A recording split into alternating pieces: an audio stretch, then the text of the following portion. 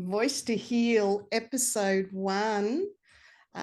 My name is Anastacia Kompos, and I am here today with beautiful Kate Chisholm, who's holding space with me. And we were just talking now of how I have not been able to prepare for today as I would like to have. So talk about raw and real, authentically live. So Kate, I'm going to hand over to you straight away.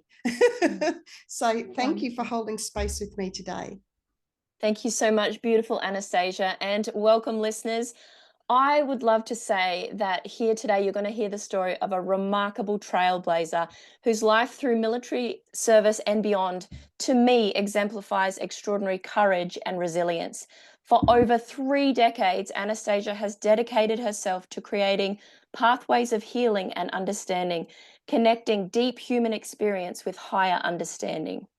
Anastacia's work comes from a place of complete and unconditional love, while remaining admirably grounded and authentic, which is rare, right? So, as a veteran and a spiritual guide, she has earned deep respect for her willingness to be vulnerable, to share her truth, and to help others find their way through the darkness. In today's first episode of A Voice to Heal, Anastacia will share her military experience with us, a story that I feel needs to be heard, one that speaks to both personal struggle and profound transformation. Her courage in coming forward helps us to create a sacred space and to help others find their voice to heal and to begin their own path to healing. So please welcome me in joining beautiful Anastacia, a true pioneer in breaking silence and leading the way towards healing. Anastacia, my first question to you is, why the military? Yeah, good question. It was something that happened a very long time ago when I was a teen. I watched a beating of the retreat that the army held down in Wagga. And when I watched that, my whole being was vibrating, and I just had this in my guts that I need to join. I have to do this. I was working in a bank, and I was on a mission. It was a calling. And if you've had a calling, you can relate to how strong that was. And that's what led to joining. How interesting too that even right back then you knew to follow your body's signals and pulses to move towards something that was calling you. It was the first time I've ever felt, yes, 100%. I didn't realize how in tune I was with myself back then. And we're talking 80s, 90s, 80s. Yeah. So it was just, yeah, different times. So I think that's a good question to start off. Why? Because I actually had that when I wrote down some things. And it was a shock to my parents. I have a feeling that, and a knowing that I'm the first Greek female to have joined the military, possibly as well back in the mid-80s as well. I like to be sure when I state things. So these are just little things that I've learned over the years. I did a lot of firsts for females, and my main struggle has been being the first. 33 years ago, being the first. And while it sounds like it's not much, as we go through what I endured, a lot of people put the focus on sexual abuse, and there is much more to abuse. And this is said in so much respect of those who've gone through any sort of trauma, any sort of abuse. It's not only sexual, it's emotional, it's physical. Abuse is abuse. So there's none of this, your trauma is worse than mine, or mine is not, because I've gone through that too. Or mine wasn't sexual and yours is worse than mine. That's a lot of bullshit. That does not exist. Trauma is trauma, and abuse is abuse.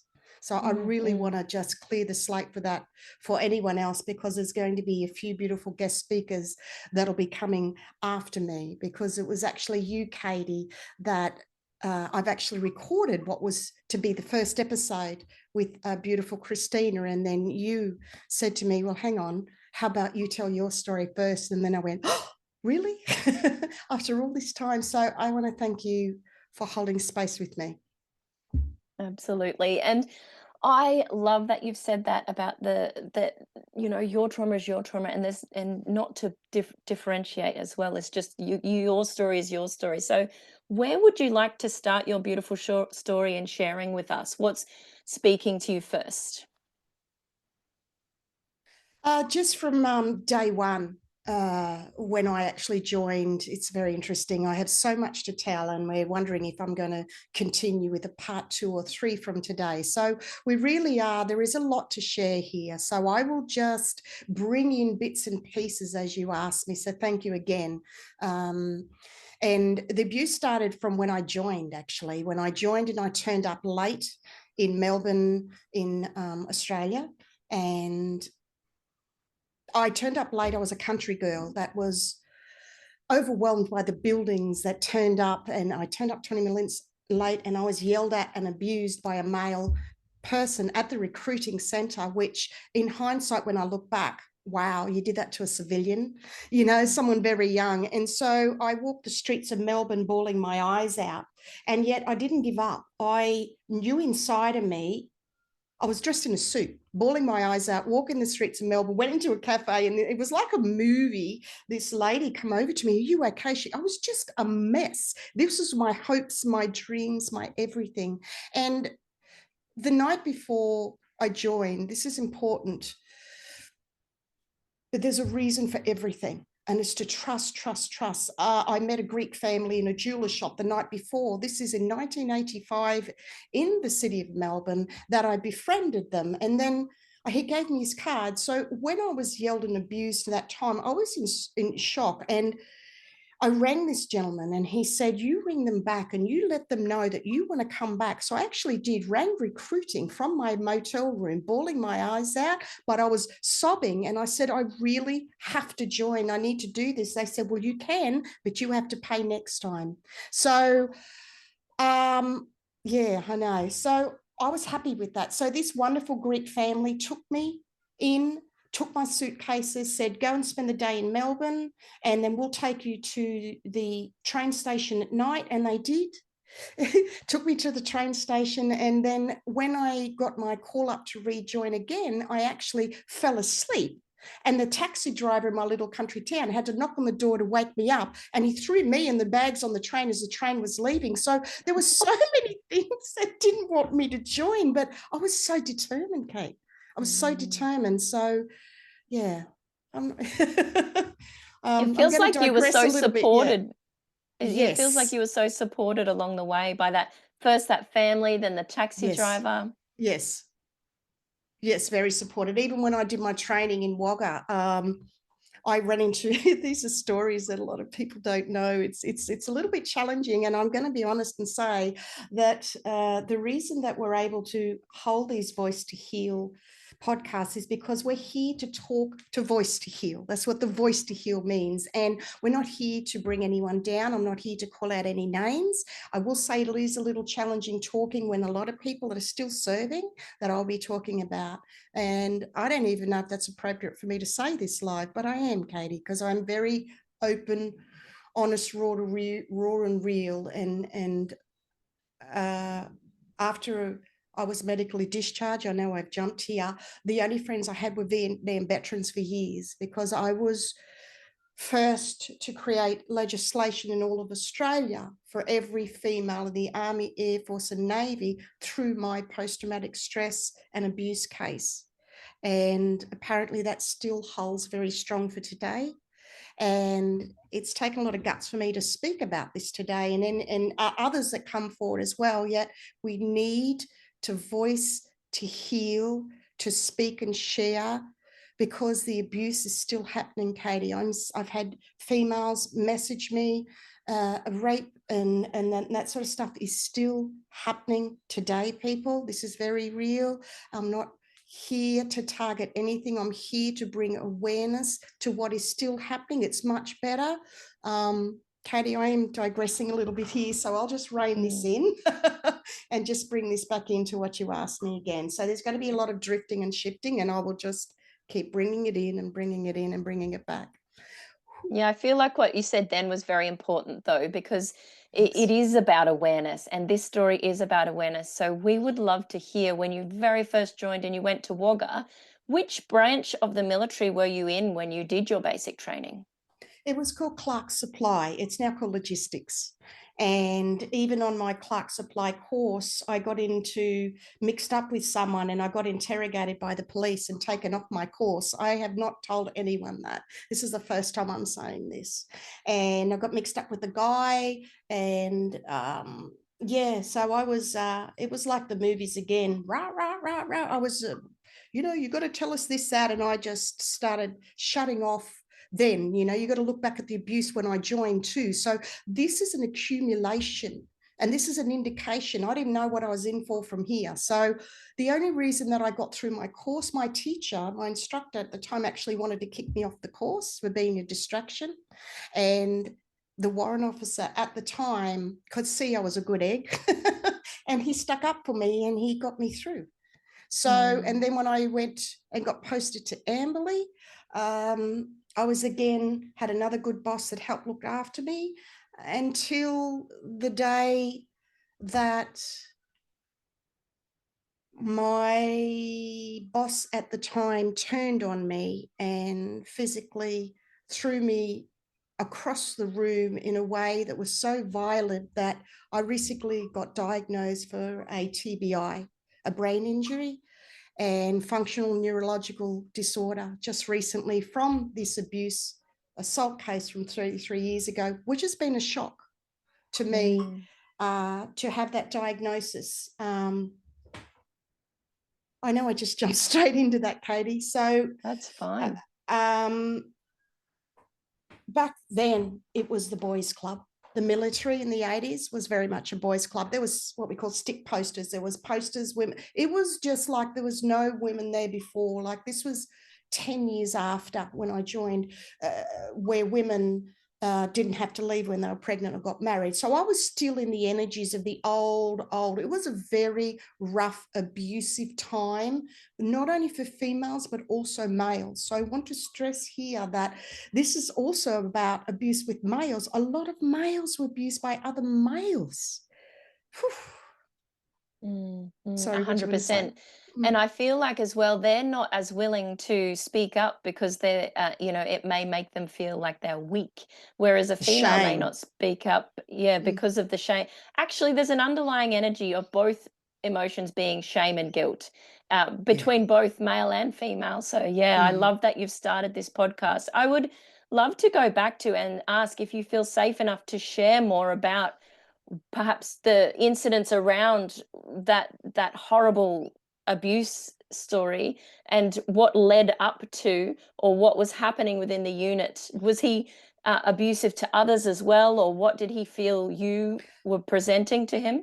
I was a very strong-willed female that was running on a lot of masculine energy, and it caused me, not me, it caused other males to clash with me because it wasn't me.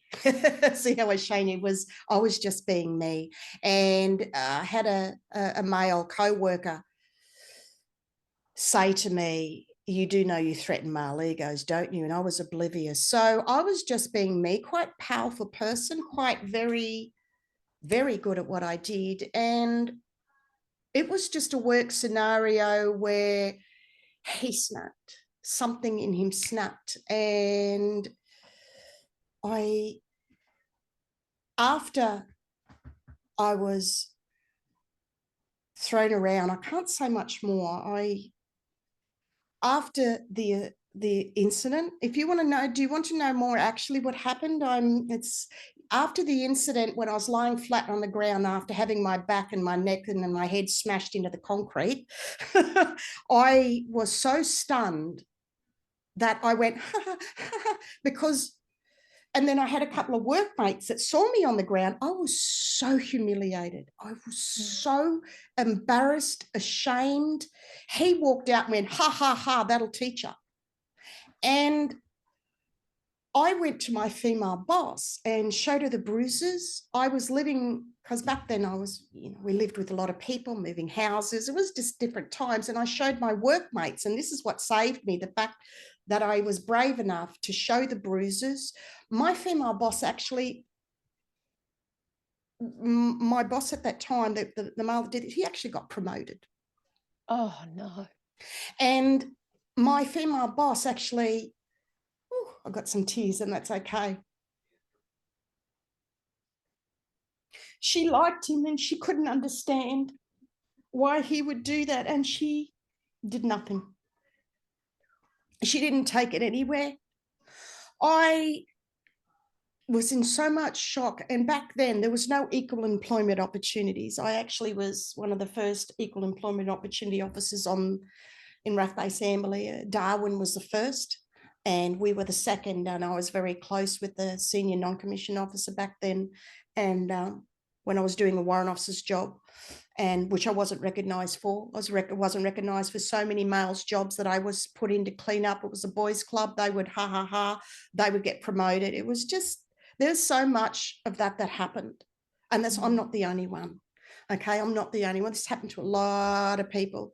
And I actually told a warrant officer that had been to Vietnam, and I was very close to him. My amazing, I can't name names.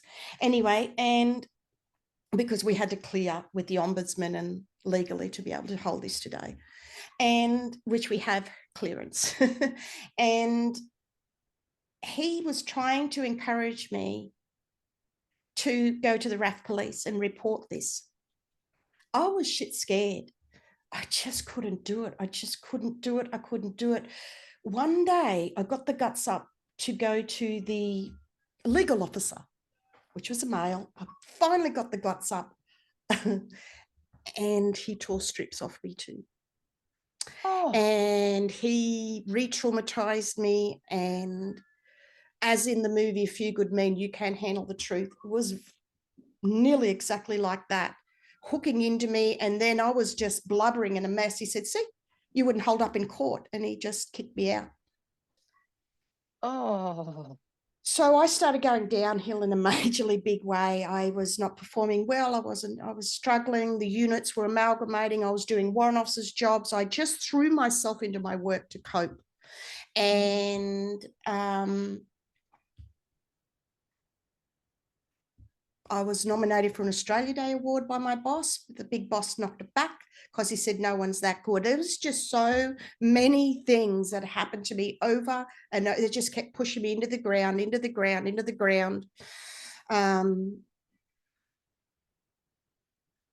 to the point of turning up to a senior officer's office, because I used to work upstairs, because I actually couldn't work with people. My boss knew something happened, and he was sort of protecting me. This is after that sergeant, I got moved, and my boss then, because I was a very high performer, threw me into higher role jobs that I never got paid for, never got commended, nothing.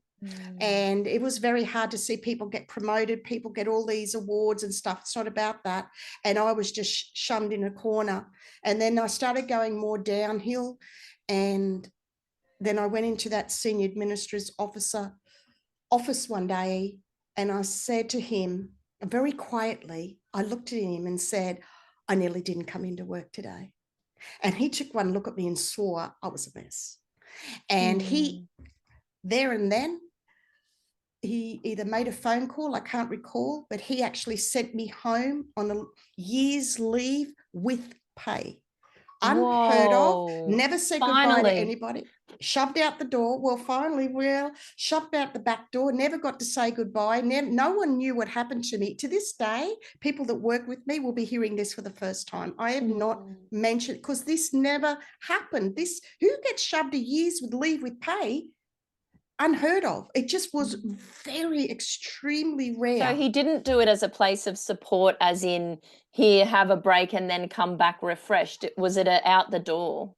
Absolutely. Oh. Let's put this under the carpet. This is too hard basket. But to see me be calm and say, I nearly didn't come. He shit himself. I don't know if he shit himself, but he just went, holy shit.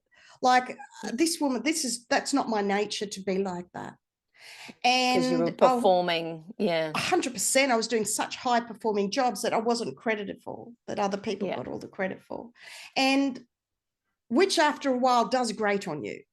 Yeah, absolutely. Come on, I'd have enough. And then when I went to discharge, it's important that I say this, that I didn't have uniforms because I burnt them. I couldn't handle looking at a uniform. I couldn't handle anything. So I said to another senior officer, CO, I said, I don't have a uniform. I need to be in uniform when I discharge because you've got to walk around base, get signatures. He said, don't worry about it. You'll be okay. I will give you permission that you don't need to. But lo and behold, the last signature was a female sergeant at the administration office that wouldn't let me go. She was hauling me over the coals because I wasn't in uniform. Can you see the constant abuse? By then, I was nearly a basket case. Well, I already was. But right to the last minute, shamed me, humiliated me again in front of the whole staff on the floor. Everyone could hear her ripping you know what I mean, strips off me. And I just walked out of there just completely yeah. So there's two things I'd love to ask you here, and a common theme that's popping out for me is the first female that straight after your abuse you went to, you know, and then this one at the end. I'm thinking, as a fellow female who would have probably been going through similar things in different ways, to shun another female, what do you feel was going on for them at that time? Like that first lady and then the lady at the end. What do you feel, why they didn't stand up for you? What was their There was nothing in place. This was in the mid-80s. Actually, that was 91 that this happened. So we just come out of the 80s. There was nothing in place. This was new. It was bury it. It was just how the mentality was. Like I said, there was nothing in place, nowhere to go. There was nowhere to go to report. There was no support. There was no, as you could see, I went to the legal officer and have a look what happened. So as far as what they were, it's a good question. I think she was it was in the too hard basket. She wouldn't know where to went. She was a little bit going through some stuff herself. I knew, and I don't want to say too much, I knew what was happening with her personally too. So I don't feel she was strong enough or had support, and there was nothing in place back then for any sort of abuse like this. As far as the female... I know we've spoken about it before. It's like a theme now that we're carrying on, especially with your podcast, is we're stronger together. It's such a shame, I feel, and this is really prominent to me, that women back then didn't band together. I could feel your passion. You're like, I'm like, why did that woman not help you? Oh, yeah, different times. I love it. You're a different generation, different times, different era. It's not an excuse. It's just how it was. There was not things in place back then. Yeah. So, yeah. And the lady at the end, I wonder what she felt like she gained from tearing those strips off you in front of those others. You know, all she had to do was get you to tick those boxes, and power. People were doing some stuff, and just power. And that's not who you are, and that's why it maybe was so misaligned there at the end, is you didn't seek that. So it was maybe a way to send you on your way. But what do you feel? What do you feel? Well, tell me what you feel it was. What do you feel? Even from those first messages of you joining, and the late bus and the beautiful people that nurtured you, there is this theme of support through, but then did that fall away? Well, when I went, it's interesting because when I got out, the only people again who I could mix with were Vietnam veterans. And so I started doing volunteer work, first female advocate to do military compensation. And I didn't realize that I was the first. When I did my own case, and I took in 2 big files. I used to call it War and Peace, parts 1 and 2.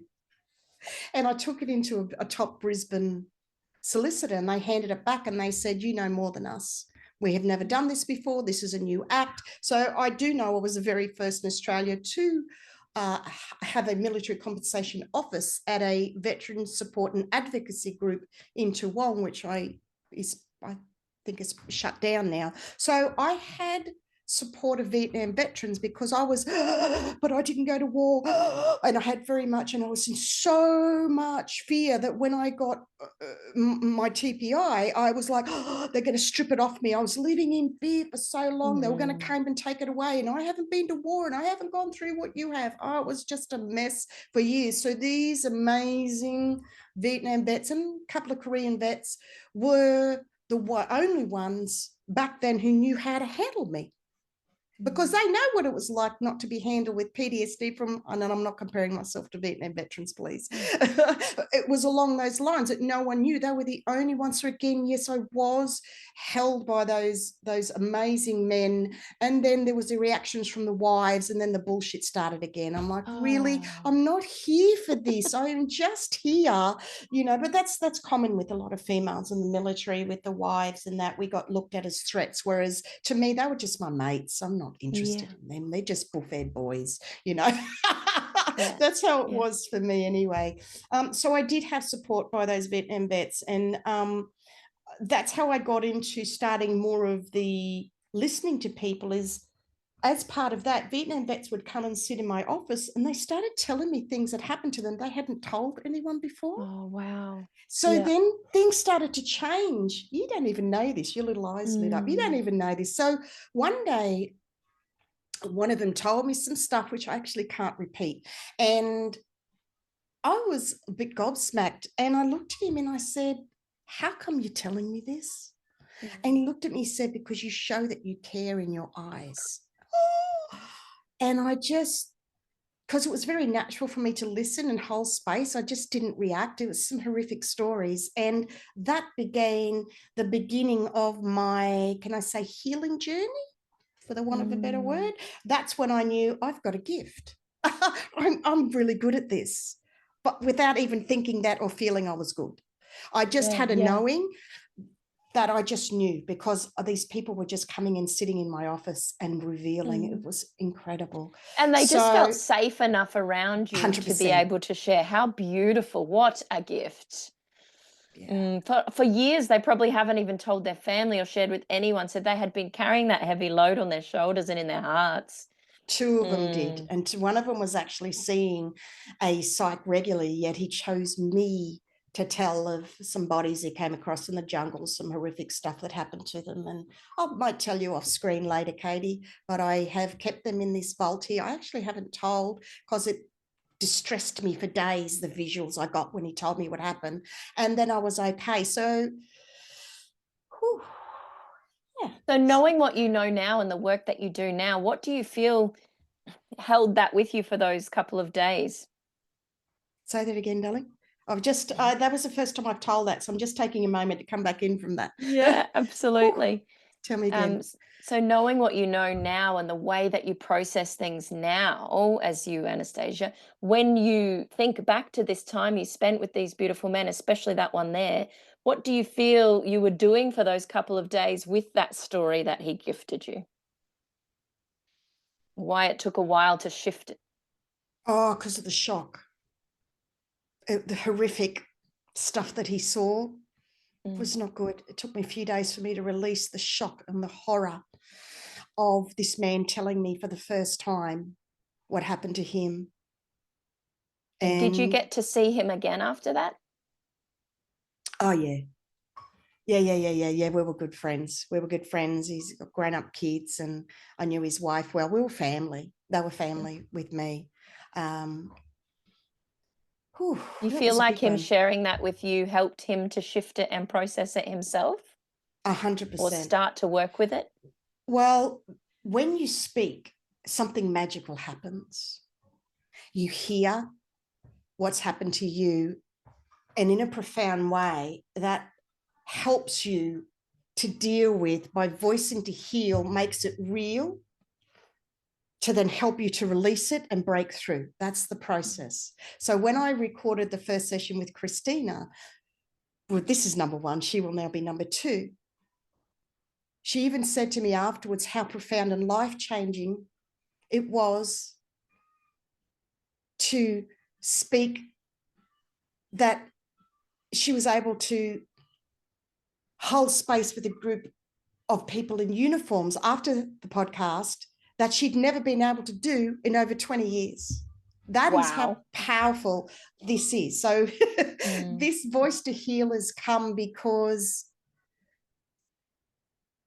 I know how powerful it is when those, good point, when those vets spoke to me, how life-changing and how much it helped them. And here we are 30 years later holding these podcasts. See how everything happens for a reason. So what I'm doing is turning all of that trauma, because it's taken 20 to 30 years inwards of healing, a lot, and I'm still vulnerable and I still have my days, and I have learned I'm apparently what's called a highly functional veteran with PTSD. See, not everybody, like we've all got different roles and purposes and what we do and what we go through. So it's a brave thing for people to come and speak. I've got 4, 5, 6 people that are ready to come here in podcast number 2, number 3, number 4, because they want to be heard. Number 1, they have a need to share what happened to them to help empower ourselves. And that also with PTSD, after 30 years, it's actually been proven. I don't have the exact scientific words for this. I will just give you a general gist of this, that after 30 years, this is what was told to me by my neurological surgeon, is that the protection that we place over our brain or over our cells from that trauma starts to degrade or come away after 30 years. So that's another reason. Why it's taking so long, because it's taking that long for us to process, to still be here alive, because a lot of people have suicided, to be able to voice to heal, to begin to take our power back is really important. And as I said, there's 3, 4, 5, there's more people that are ready, because there are still people serving and out that have not had help with their abuse and trauma. They haven't had anywhere. The Athena Project, I need to mention that, how amazing the Athena Project is for females. You know more about that group than I do. Did you want to share a little bit about that?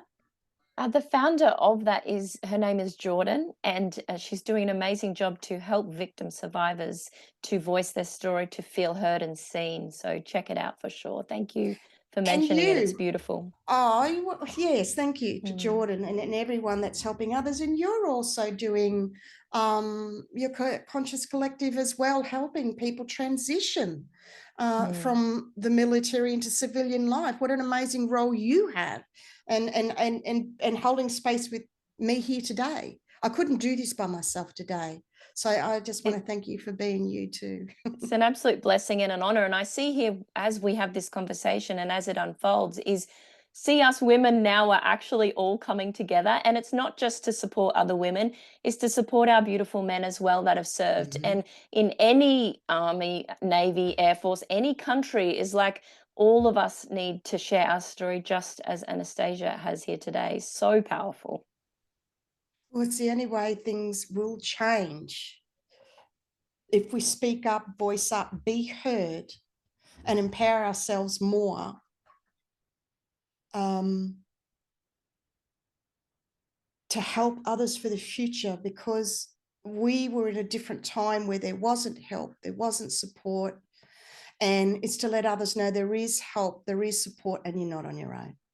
Yeah, absolutely. And because we don't need to know all the answers. No, I brushed over a lot here today. I've only just spoken generally, and it's taken a lot because I didn't expect, I want to share something. A couple of people have already had a sneak preview at Christina's recording, and I'm something someone shared with me recently from watching it was, oh my God, you are both amazing, inspirational women.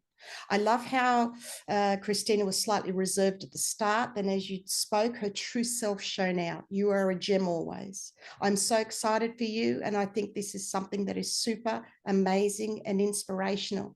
It's not even for just ex-military women either, because this isn't me, but I feel drawn to this and I can't wait to see it go far. This is going to be doing big things. I feel it's going to help so many people in all sorts of ways. So it was just beautiful for someone that wasn't in the military to give that comment. It was just precious. And that's that confirmation that perhaps that you needed to go, yes, this is what I'm meant to be doing as well. Yeah, this is my passion, as you know, was a very strong passion. Who knew as a 17-year-old watching a beating in the retreat to go through the verbal abuse in joining, and then at training and Wagga to go through all of that again, and then to get posted, and then it was, I had good times too. It was amazing, fun times as well, and until that incident, and then which has now led me to here. And that's why I can hold space with others, because not much will shock me now. I've heard a lot of things and I can hold space well. So, wow, that was a lot today. There's a lot there. Do you feel like the work that you did with those beautiful Vietnam veterans helped you to close that unclosed loop when they sort of shunned you out the door of military? Did it ground you back into anything to do with the military? Okay, you just linked two things there. Just say that again. So Please. the work you were doing with those Vietnam veterans, Yes. did it help to close perhaps an energetic loop that was left open when they sort of shunned you out the door from that unit with no, No. Good, no? No, it didn't. I have to be honest. I love how you were looking at that. No, this is, hindsight and looking in the rear vision mirror is a wonderful thing. And that's what we're doing here today, putting all the pieces together. Now, there was absolutely none of that back then. It was all just in that, and I'm still healing my physical body. And I will live with a lot of things for the rest of my life, like the brain and injury and that sort of stuff. There's things that can't be worked on, and that's very okay. So this is something that lives with us every day. There's so many of us that when we join for life. So even though I have been out for a while, this is still in me every day. This is still part of me from when I first saw that beating the retreat. It is just something very strong inside. Yeah. And that makes you, I think, the most beautiful person to host such a powerful podcast. Well, it's interesting, the stories that are coming up with Christina's was incredible, about the stalking and the rape, and you'll have to listen to that one, to the amazing advocacy work that she's now doing. We've got others. You were going to come on as well. Yeah, so I just want to encourage people to share in a safe space with somebody, to have the bravery, to be brave enough to reach out and to know that there are people here. And it's such a personal choice that each soul needs to make for themselves.